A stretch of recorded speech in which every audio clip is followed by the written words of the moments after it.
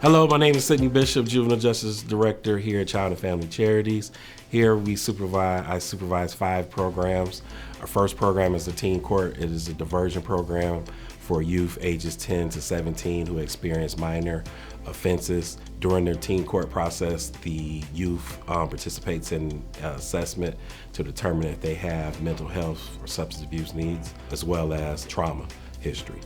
Our other program is our team attendance program, which is our school intervention program that addresses families that are experiencing chronic absenteeism issues or truancy. Also, we have our Strengthening Families program. Strengthening Families program is a family workshop. They help the families improve communication, help parents identify appropriate consequences, and as well as setting up appropriate boundaries and limits with their children. Also, we have our Prime for Life program. Our Prime for Life program is our school-based intervention program that addresses children making high choices regarding substance abuse or alcoholism. Positive Pathways is our newest program here at Juvenile Justice.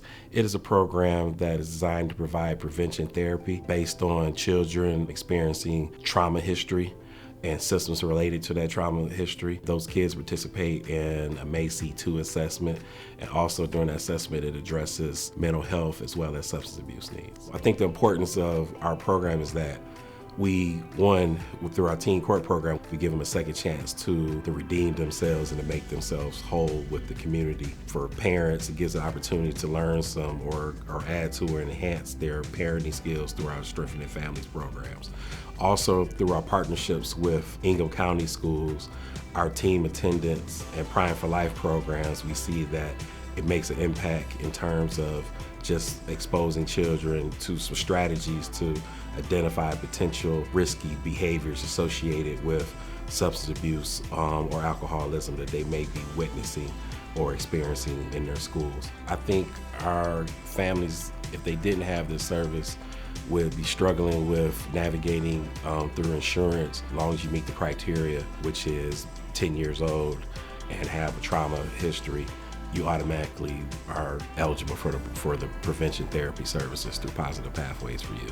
I can recall a case where we had a young man who had been referred to teen court for a larceny charge, and his parents were going through a stressful divorce. Crystal George, our intensive case manager, she was instrumental in setting up family therapy for both the parents to participate.